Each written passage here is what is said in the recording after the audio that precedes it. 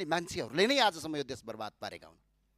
आज म भन्न चाहन्छु, करका दर हेरफेर गर्ने, करका दर नियम गर्ने नियममा अहिले धेरै यहाँ अर्थमन्त्री भइसक्नु भएको मान्छे पनि हुनुहुन्छ। कसलाई थाहा हुन्छ? नेपाल सरकारका सचिवलाई पनि थाहा हुँदैन त्यो कुरा। त्यो सीमित अर्थमन्त्री र अर्थमन्त्रीज्यूले स्वीकृत गरेका व्यक्ति बाहेक अरूलाई थाहा हुँदैन। तर आज सूचना लिक भएर 753वटा गाडी केरला नाकाबाट भित्रिन्छ, 14 गते भन्सार पास गरिन्छ, 20 गते गाडी आउँछन्। अनि यो कन्फ्लिक्ट अफ इन्ट्रेस्ट नभएर यो चुहावट चाहिँ कसले गर्यो? अनि सरकारले छानबिन समिति बनाउँछ, बडा गजबको। आफै छानबिन समिति बनाउने अनि कर्मचारीलाई डाम्नेतिर जान्छ।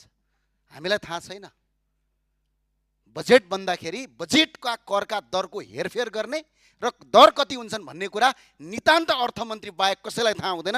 यदि त्यस्तो अपराध गरेको ठहरेमा राजद्रोहको मुद्दा चल्ने नेपालमा कानुनी व्यवस्था छ। सम्माननीय सभामुख महोदय, आज कसको आधारमा यो गरियो यसको जवाफ अर्थमन्त्रीले संसदमा दिनुपर्छ। र सम्माननीय सभामुख महोदय, करका नीति मात्र होइन, संसदको सम्पत्तिमाथि चलाइएको छ। र अर्को विषयवस्तुमा प्रवेश गरेँ। यहाँ शिक्षा मन्त्रीजी हुनुहुन्छ भने भनिदिनु होला, यो पहिला एउटा आउने गर्थ्यो आदेशमाथि आदेश, परमादेशमाथि परमादेश।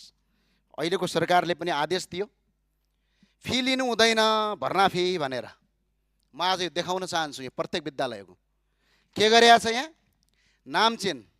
कसैले के भनेका छन् यहाँ, कसैले तपाईँको सहयोग रसिद, कहिले वार्षिक सहयोग, नाम चेन्ज गरेर भक्काभक फी लगेर तपाईँको देशभरि बर्बाद पारिएको छ। त्यो भएको हुनाले यो कार्यान्वयन गरियोस्। र अर्को सरकारलाई म जाँदा जाँदै भन्न चाहन्छु, सत्तापक्षका माननीयज्यूलाई सभामुख मार्फत भन्न चाहन्छु, म अलिकति पुरानो हो तपाईँहरूभन्दा, 1 वर्ष 1 कार्यकाल।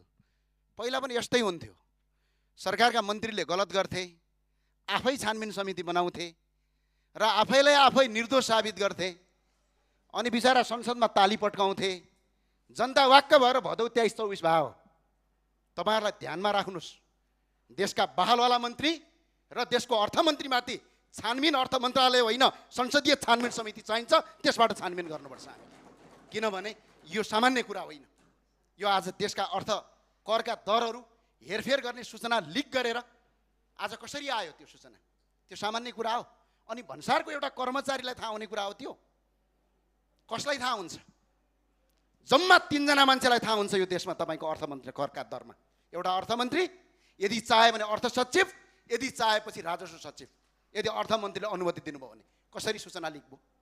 यो ठुलो अपराध हो र सुशासनको आँटमा बनेको सरकार हो यो।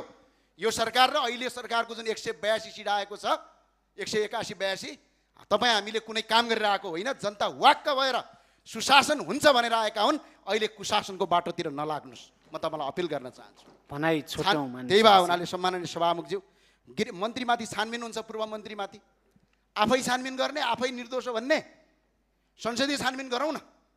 पहिला प्रतिपक्षमा हुँदाखेरि हामीले मागेका थियौँ त, संसदीय छानबिन समिति गरौँ। अर्थमन्त्रीमाथि नितान्त छानबिन हुनुपर्छ। यो राजद्रोह, यस्तो गर्न पाइँदैन। सम्माननीय सभामुखज्यू, म त्यही अपिल गर्न